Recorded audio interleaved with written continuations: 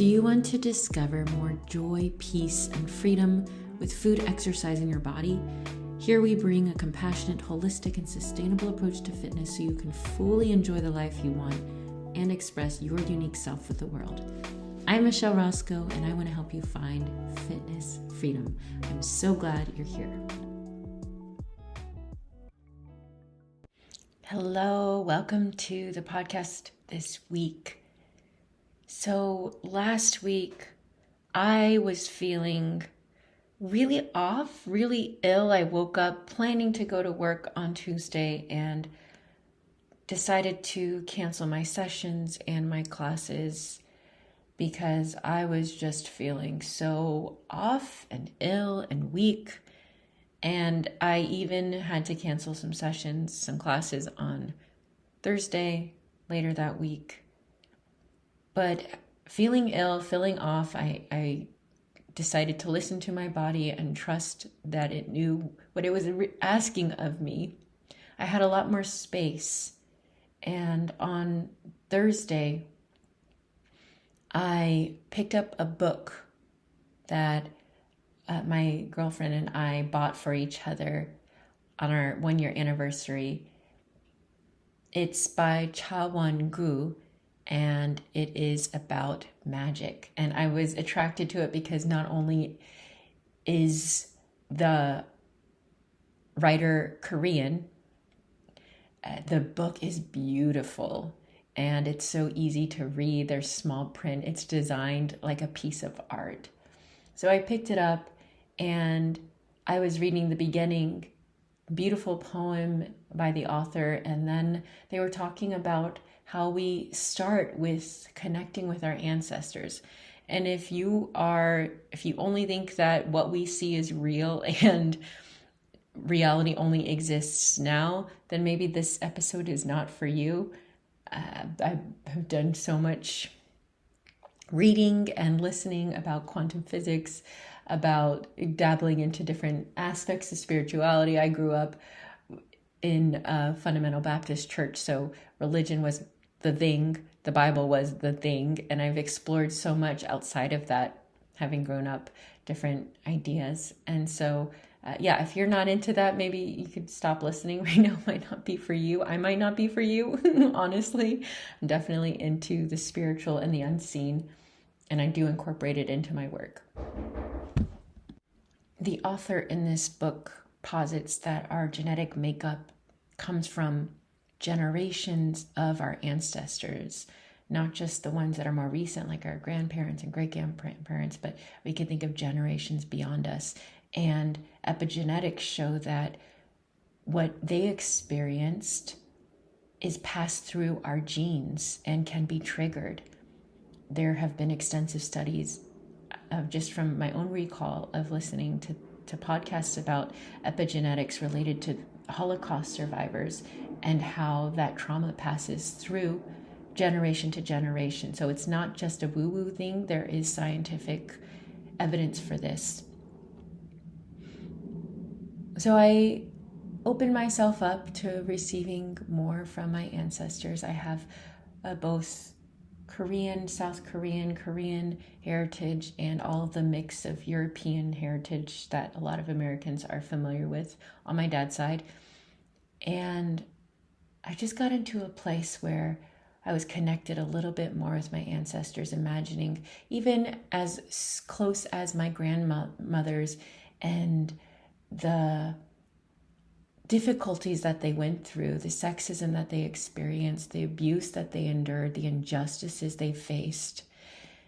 And I was trying to relax after reading this book, and I turned on a TV show and everything, and another TV show, and everything just, it felt like I couldn't get away from, even if it was delivered comedically, I couldn't get away from all of the sexism and the injustice and the abuse. And I had to turn the TV off because I was like, I don't want to be, this is not entertaining. This is real life. I don't want to see more of this. And I just felt this sense of anger, so much anger. It felt like it was beyond my body, like my body could not contain all of this anger. And thinking back onto the book I had read, I connected it together and realized that I am literally carrying in my body the anger of multiple generations of women who have been the victims of so much abuse. I'm not going to go into the detailed stories of the stories that I know from my own grandmothers, but so much abuse, or even my mother, systems of oppression that put women down. And it's so normalized and it's so seen as just, yep, that's how it is, that we don't even recognize that how much pain we're in, how much pain we women have endured.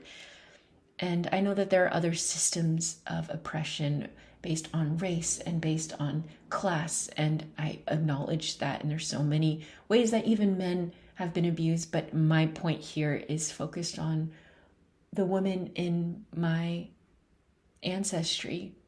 And I wrote a post and I was like, oh no, am I being wild for saying this? And I just felt the need to do it because I'm trying to practice more of this, being myself and sharing. And I put it on my Instagram. The post reads, "Men, no one owes you sex at all. Your body will not disintegrate if you do not have sex. You have a hand. Demand more from yourself. Women, you do not owe anyone sex or your body in any way that is less than entirely pleasing to you. Sex is just as much for your pleasure as anyone else. Demand more for yourself." Signed, Millennia of Generations of Oppressed Women. I put that out there and I was surprised by the amount of likes and comments and responses. And that shows that so many of us are feeling this way. And when my girlfriend came back from work, I talked about this, and she's also been hurt by this system, this injustice, like all of us women have. And I'm just so sick of it, and I want things to change. And I know that the systems need to change, but they start with individuals. And I even was relating it, talking with my girlfriend, and I want to share this with you here, how it's related to your fitness and health. We women are told in so many fucking ways that there is something wrong with our bodies. When we are even marketed towards, it's like, fix the wrong thing with your hair, cover up these blemishes, hide your fat. All of these messages subtly or directly tell us that there is something wrong with our bodies. And that is how the system keeps us in control, by making us believe that there is something wrong with us, and that if we get X, or we change X, or we arrive at X, then we will be okay. But the thing is that it never ends. It never ends. We follow these standards about how we should look, and most of us honestly aren't even aware that we're in this culture. We might know in our bodies, but not in our heads, that we're in this culture that is harming us. And I work in fitness, so I can see it firsthand. I see it up close and personal, how this affects us. There are so many standards in fitness for our bodies. Even if it's not about how we look, and wellness culture has been the evolution of diet culture, even if it's not directly in how we look, it's like what we're doing. Like, are we eating the less processed foods? Are we, sleeping 9 hours a day? Are we drinking enough water? There's so many standards. Not to say that these things are bad for us necessarily, or we shouldn't do things to take care of our bodies. But what I'm saying is, what is the standard? What are we trying to accomplish? Why do we so badly want to look a certain way? Why is it so important to lose those 10 pounds? Why is it so important for you to get that quote unquote perfect body, or get sculpted abs, or a big butt, or whatever the standard is?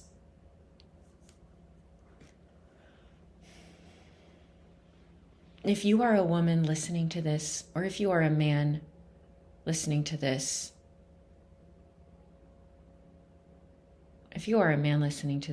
that's awesome. Please listen. This applies to you, of course, and see if you can reflect it outward, especially if you're a straight man. If you're a woman, listen to me say these words. No one has any right over your body. No one or no place. Not even if they're your partner. Not even if they're a family member. Not even if everyone else thinks that it's a wonderful institution. No one, nothing has a right over your body. You do not owe anyone anything with your body. Not a culture, not a person, not a standard. You do not exist for anyone else's pleasure. That is not your primary purpose. When we take back our power, when we take back our rights, because they've always been there, they're what we deserve, and that's why it feels so off, and we get so angry when it's not reality. When we take back our power and we claim our rights, we break the system. And the more that each of us does this as individuals, the more it changes collectively. And I would love maybe the first, half of Earth's existence, or however long Earth will exist, maybe the first quarter of Earth's existence will be a distant, fond memory of, or a horrible memory of, oh, remember when men were in charge? Oh my goodness, remember when men were so horrible to women for generations? And remember that thing called the patriarchy? Remember how sexist it was and how horribly women were treated? Oh my goodness, I'm so glad that's not the case anymore. I want that to be said for my ancestors. I want the generations that follow me to know these truths, that they don't owe anyone anything, that no one is entitled to their bodies, that they don't need to conform to a certain standard in order to feel okay about themselves, that they are worthy and valuable and enough just as a human being, and they have the power to create. When women take back their power, do you know how much our body image and fitness culture and all these standards, in small ways and in big ways, takes up so much fucking space in our brains, in our minds, in our hearts? Do you know how much energy could be freed up if we would just let ourselves be who we are without having to conform? Oh my goodness, the world would be such a better place. And that's the world I want to live in. That's the world I want to create. So how do we do this? We rest. We stop trying to chase the next standard or the next fitness goal or the next weight on the scale, on the number on the scale. We rest. We take care of ourselves. We stop. We make space for ourselves. We take care of our bodies just because they're worthy and they deserve to be taken care of. How else? We do things because we want to. Just because you want to. No excuse, no reason. Not because you need to be productive, not because someone asks you to, not to help anyone else. You do things because you want to, just because you want to. Woo! That's rebellious. You enjoy your life. Like, you live a life that you enjoy. Not when or if, but now. You just do things because you want to and you enjoy it. You say no. When people ask you things that you don't want to do, you just say no, and you don't need an excuse. You can be polite if you want. you don't need a reason. You can just say no. If you don't want to do it, if your gut says no, you just say no. You speak back. When people, especially strangers, you speak up, you speak back in ways that are hurtful to you. You speak up for yourself, for your needs, for your wants. You say what you need. You say, I need this. And if you can't give me this, that's okay. You don't owe it to me, but I'm going to go find it somewhere else, or I'm going to create a space or make choices where I can get what I need because my needs are important. You start to have higher standards for yourself in your relationships, in your energy, in your work, with your family.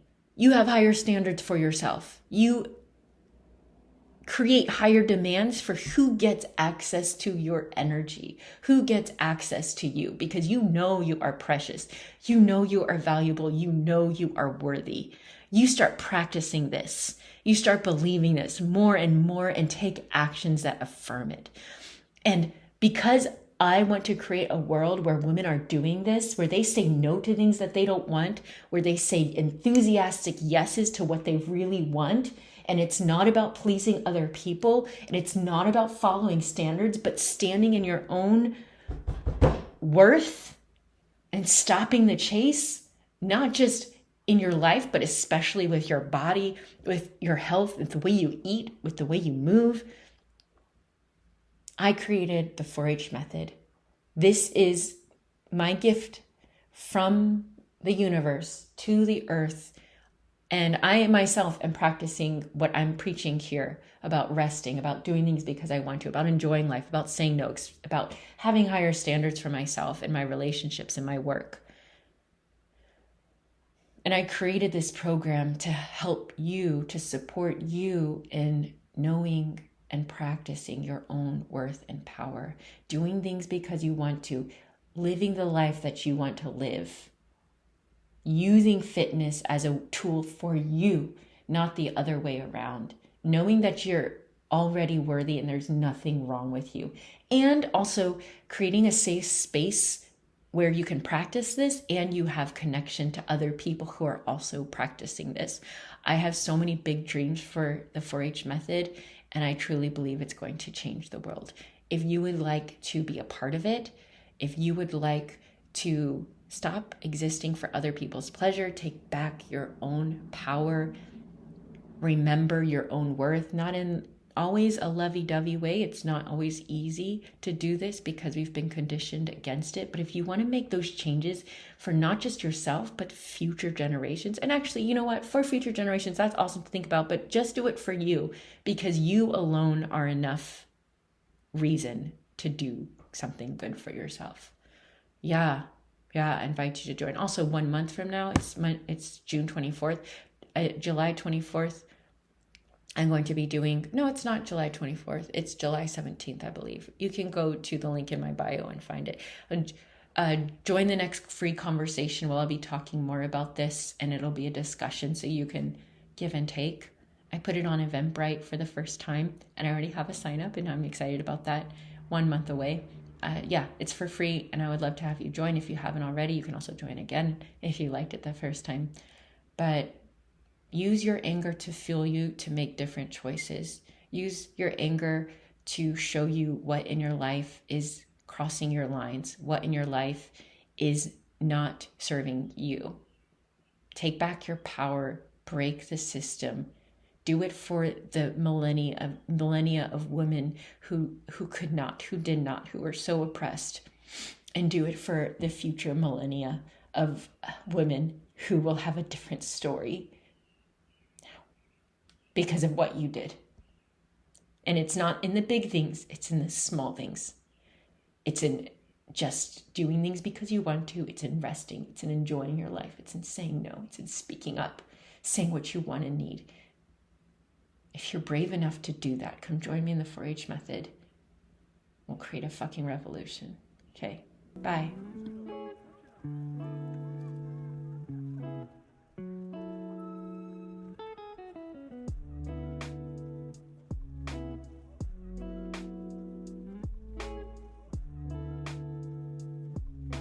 Hey there, me one more time because this is my podcast. I just want to say thank you so much for being here. Thank you for listening. Thank you for your time. If you would be so kind and generous as to leave a review, a good review, it would mean a lot to the podcast and to growing this so more people can get a hold of it. If you would like to get more support, continue listening to this podcast. Follow me on Instagram, friend me on Facebook. You can find me in the link in the show notes. Always feel free to reach out to me. An email is always welcome. Happy to hear from you. And the best way that I actually can help you is, if and when you're ready, is for you to join the 4-H method. It's my signature program, and it helps you make your body your home and your health your hero journey, transforming your health and life from the inside out. Remember, you are worthy, you are powerful. Like you, love you, Coach Michelle.